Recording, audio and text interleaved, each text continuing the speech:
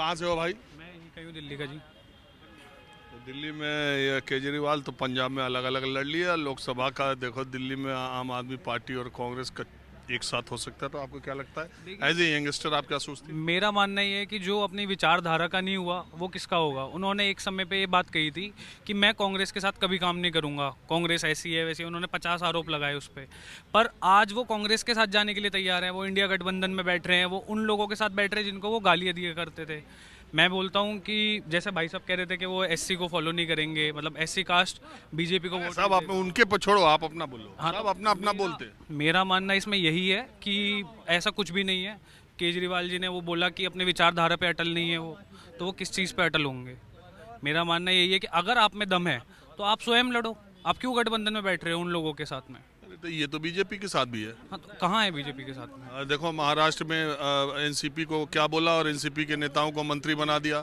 अभी दारा सिंह चौहान ने कितना गाली दे करके 2022 में अलग गए, अभी बीजेपी ने टिकट दिया, वो हार गए, फिर एमएलसी बना दिया। ओम प्रकाश राजभर को आपने देखा क्या क्या कह के गए, फिर उनको बुला दिया। तो बीजेपी भी तो दूसरों को लेने में कोई बात नहीं। लेकिन ये चीज़ देखिए, जैसे मैं अपने यहाँ से हूँ, मेरे यहाँ से निगम पार्षद जो थी पहले जो जीत रही थी वो रिंकू जी थी, वो कांग्रेस की थी।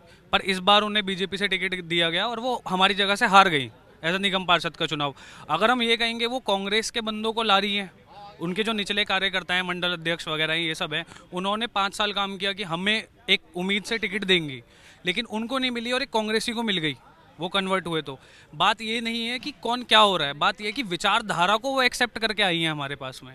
यहाँ पे ये उनकी विचारधाराओं को मैच नहीं कर, इनकी आपस में ही नहीं बनती।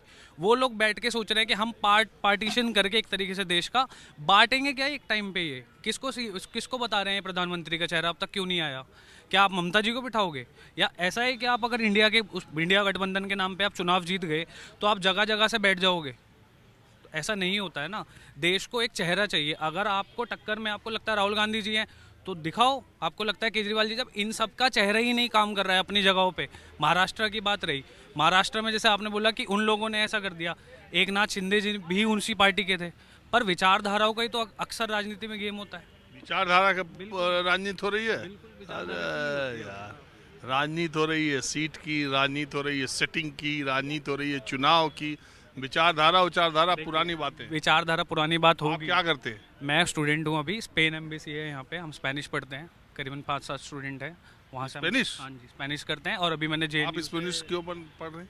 मैं इसलिए पढ़ रहा हूँ क्योंकि मेरे को लगता है कि एक अच्छी लैंग्वेज है और इसमें ज़्यादा स्कोप है। अब जिस तरह से हम देख रहे हैं कि बिज़नेस बहुत ज़्यादा बढ़ रहा है हमारे यहाँ पे, फ्रांस का बिज़नेस बहुत बड़ा है, जर्मन का बहुत बिजनेस बढ़ा है, ऐसे ही स्पेन के साथ रिलेशन अच्छे हो रहे हैं तो रोजगार आ रहा है हमारे यहाँ पे। चलिए ठीक है। क्या पंडित जी, क्या हाल चाल है?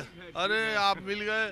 बिहार में तो कर्पूरी ठाकुर को भारत रत्न दे दिया, क्या विचार? मिलना ही चाहिए था उन्हें, अभी तक चाहिए था तो चाहिए अभी तो ये तक था। नहीं मिला था। वो समझ लीजिए जो आज़ादी के बाद राजनीति का जो है न एक पार्ट जो है न समाप्त हो चुका है, वो धुरी समाप्त हो चुका है। अब इस देश में उस लोगों को खोजा जा रहा है जो वाकई में एक समाज नायक थे।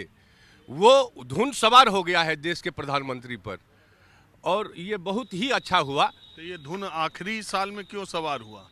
आखिरी साल में सवार हुआ, देखिए बहुत चीज देखा जाता है, बहुत चीज, सारा चीज वहां से कोई नहीं भेजता था उनके लिए कोई चीज कभी हो बिहार से। अरे कितनी बार कर्पूरी ठाकुर को भारत रत्न देने की मांग उठी, जेडीयू ने की, आरजेडी ने की। जब तक नीतीश कुमार बीजेपी के साथ थे तब तक नहीं, जब तक चुनाव नहीं आया लोकसभा। केवल टीवी पे बात हो रही थी जो हाँ कर्पूरी जी को भारत रत्न दिया जाए और बगल में चुट्टी काटा जाता था, ये हाल था बिहार का। ठीक है ना, बिहार के नेता जो है ना जितने, वो तय माने अपना, जितने चोर चिल्लर हैं जो बिहार को बर्बाद किए वो सावधान हो जाए, कोई बचने वाला नहीं है इस बार। अच्छा एक बात सुनिए, लेकिन अगर नीतीश जी आ गए तब क्या मानेंगे आप? नीतीश जी आएंगे वो देखा जाएगा, फिर तो उपलटी मार रहे हैं लगता है, हो सकता है राजनीति है। आ जाए तब ठीक है? नहीं आ जाए तब भी ठीक नहीं है, तब भी वो मुख्यमंत्री नहीं रहेगा। यदि आ भी जाएगा ना तो मुख्यमंत्री बिहार का नहीं रहेगा, ये बात आप सुन लीजिए। यदि और राम मंदिर क्या?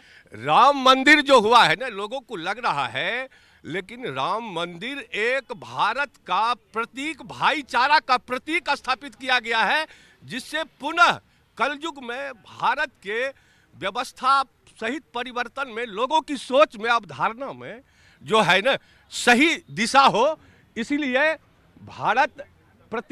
भारत में जो है भाईचारा के प्रतीक के रूप में राम मंदिर है, जिस पर मैं एक लिखा भी हूँ, थोड़ा सा जो है ना वो आप सुन लीजिए। सुना दीजिए। मैं अब ये लिख रहा था। हाँ, हमको देख के लिखना शुरू किया। हाँ, लिख के शुरू किए। जो अयोध्या से हर सीत, अयोध्या से हर सीत दुनिया जहान है, जग राम राम है, जग राम राम है, जग राम। अरे आप भी कुछ कहना चाहते हैं इनकी बात पर? हम क्या कहेंगे, आप पूछिए ना, हम उसके हिसाब से बताएंगे। कहाँ से हैं आप? बिहार से हैं। अरे हम कर्पूरी ठाकुर को भारत रत्न देने का क्या फायदा, नुकसान? नुकसान तो खैर हो ही नहीं सकता। फायदा ही हुआ है। जो दलित पिछड़े हैं उनको लगा कि हमारे नीतीश बाबू या लालू बाबू ये बोल रहे हैं कि बीजेपी गवर्नमेंट दलित के लिए कुछ नहीं कर रही है। कर्पूरी बाबू ने बहुत योगदान दिया, तो एक तो आत्मगौरव की बात है कि कर्पूरी बाबू को भारत रत्न मिला है, तो इससे तो फायदा ही हुआ है ना। चलिए ठीक है, तो आज कनॉट प्लेस पे चाय की दुकान पे चलते फिरते लोगों से मैंने माहौल क्या है जानने की कोशिश की। अगले एपिसोड में फिर किसी दूसरी जगह से हाजिर होंगे कुछ और मुद्दों के साथ। कैमरामैन हरविंदर के साथ राजीव रंजन, न्यूज़ 24।